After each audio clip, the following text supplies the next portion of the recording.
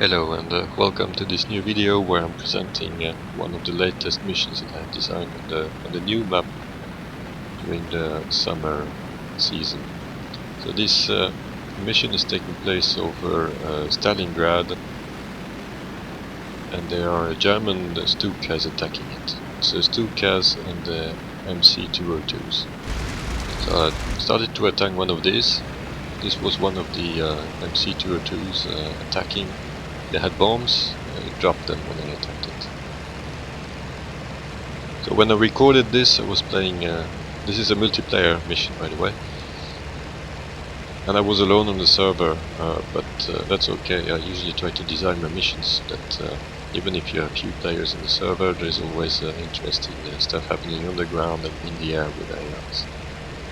So this mission is pretty heavy on the flying AI side. So you have the ground attack aircrafts, they have escort, which varies randomly, so sometimes they have a lot of escort, sometimes they don't have much escort. And then there's also these MC-202s that are configured for ground attack. They can also fight.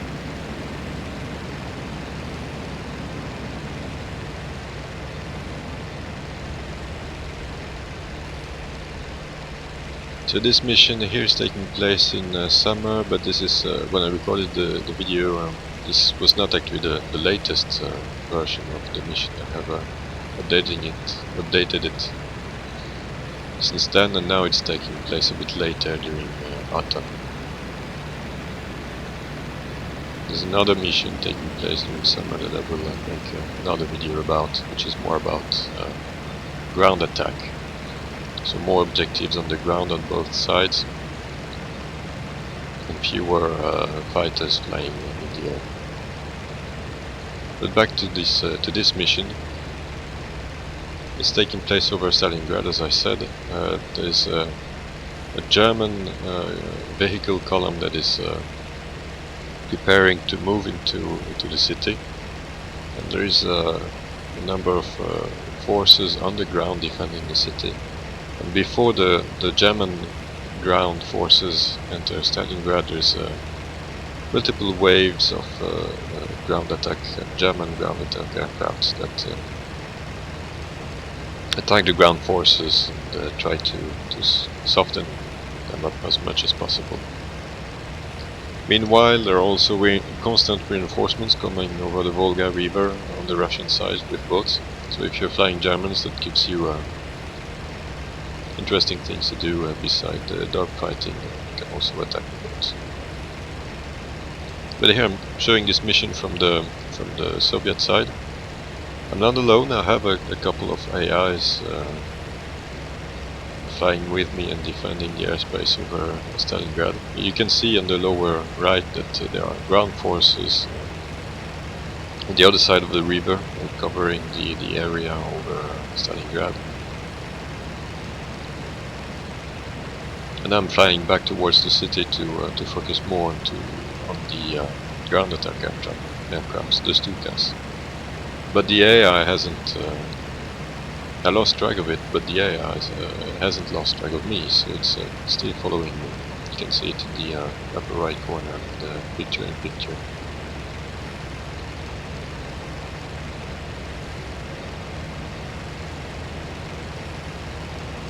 You can see the white trail here on the river is a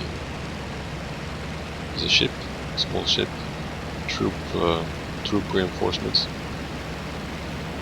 The AI is operators attacking the ground forces on the ground, it seems, but sometimes they will also do attacks on the ships. So here was one of those Stukas attacking the city. I missed it, my attack.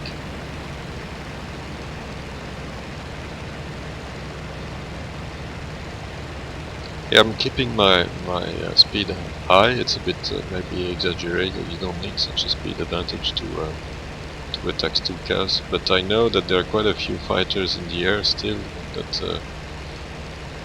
I don't want to lose too much speed. And here you can see, indeed, the AI has caught up with me. So I'm using aircraft from Battle of Moscow mostly for for the AI fighters. One reason is that they are a bit they are less advanced than the Battle of Stalingrad aircraft, so that means that they should be enjoyable for the players to play against, but they are not too much of a challenge. So this is, I'm not trying to make missions that are too difficult for the hardcore player. It's really for people who enjoy maybe a more relaxed kind of gameplay, but still in a setting where a lot of stuff is happening.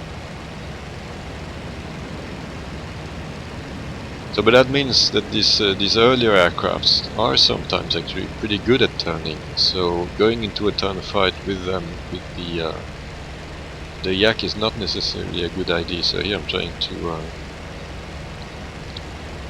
keep the height and speed advantage over the AI, but that means that yeah, it's difficult to get an angle because the AI just turns into tighter and tighter circles.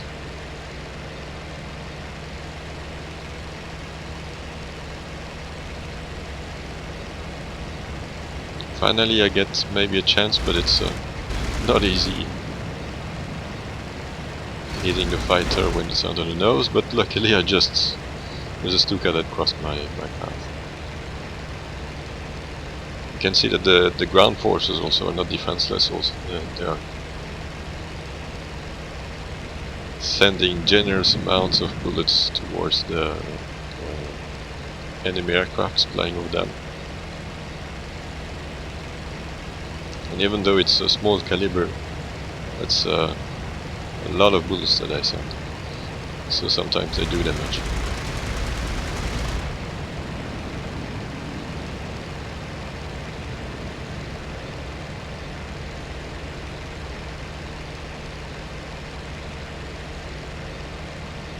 And now I notice that my enemy here that I've been fighting now has a, I think it's an Ishak on its, an Ishak on its tail, so I focus on another enemy here which is in a better condition.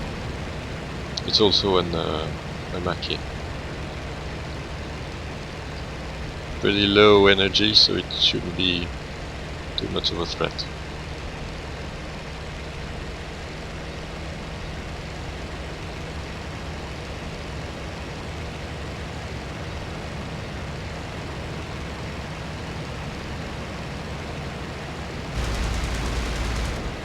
Hit the engine.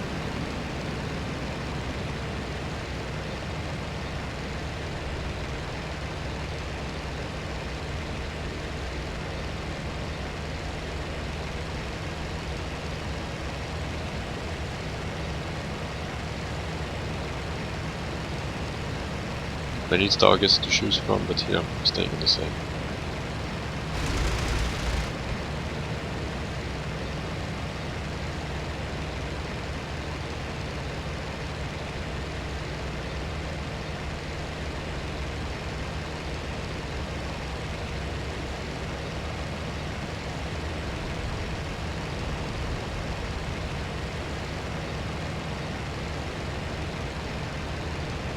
Stukas flies across my path again.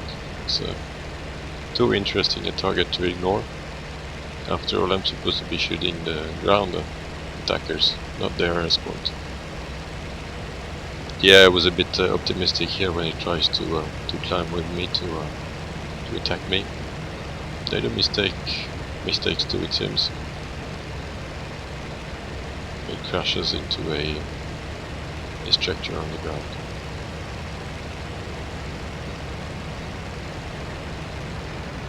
So now that I'm pretty confident that all the enemy fighters have been disposed with, I focus on the Stukas, and I can slow down and match their speed now. Makes it a bit easier to match their flight, but it also exposes me to their gunners. Here, for instance, I took a bullet into the wing, so I'm starting to lose fuel, I think.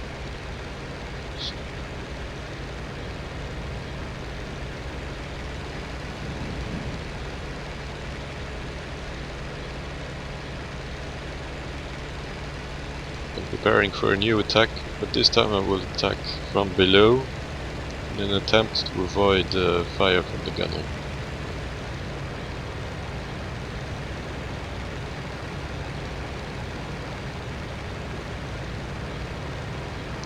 But as we'll see that it doesn't quite work out the way I wanted. I suppose I should have stayed low for a longer time. I no longer have cannon bullets, but I still have quite a lot of machine gun, which I used on the Stukas, and I managed to hit it a few times, but so did he. And now my canopy, my front glass is, my front plane is filling with oil, I think. So that's a good indication that it's a good time to fly home. So for this mission, I haven't put the airfields very far away. I think they are most 10 minutes or more, like between 5 and 10 minutes to the action.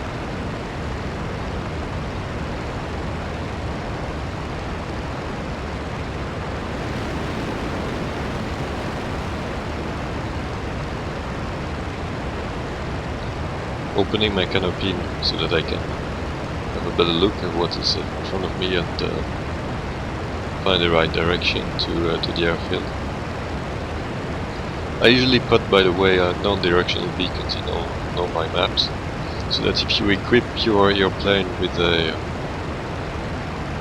I don't know what it's called, RPK is the name for the Soviet side, you can use this device to find a home. It's especially useful as in this setting on the server I was running it on my own server. I was using some realistic settings, so no GPS-like symbol on the map. You don't see your position until you are very close to the airfield.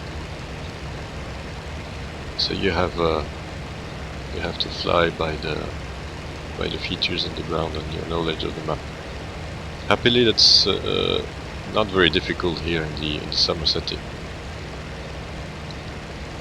I never really understood the structure of the map, the ground, when I played on the winter season, so I think maybe in that sense it could have been a mistake by the devs to start with the winter season. I don't know, maybe they had technological reasons to do so.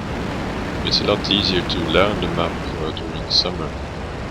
And, I haven't tried playing on the winter map again. I will do that, I think. And hopefully, now that I better understand the geography of the landscape, the Stalingrad map, I'll be better at orienting myself.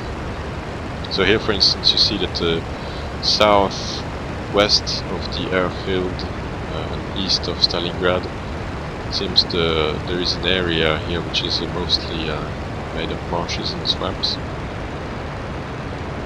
And then there is north of that, on the other side of this river, there is a rather dry area with grass and forests.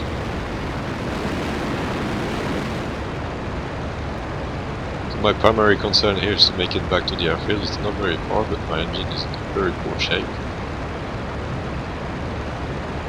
I have quite a bit of speed, so I'm trying to convert here my speed into height, because basically when you're flying over 400 kilometers an hour, most of your, not most, but a significant part of your energy goes into losing energy to the air because of friction. Drag, some people call it. So I'm trying to keep my speed about maybe 300 kilometers or so, to make best use of the whatever is left in my engine. And now I see that I'm getting close to the airfield. It's under the clouds here, I don't see it yet. So it's time to start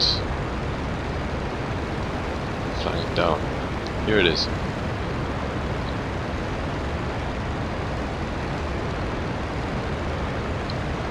In this situation, it's always a question of whether you should just land directly, or if you should instead do the usual pattern, There's a landing directly here would be a bit difficult because I would have to lose speed and I would be landing with the wind in my back. And considering that the engine may die at any moment, it's maybe going to be for a very bumpy landing. So instead I've decided to do the pattern, and that could be a problem because once you lose your engine, then you have to land on the glide, and I still have a 180 degrees turn to do on the glide, so it's a bit unclear if I will make it to the runway or not.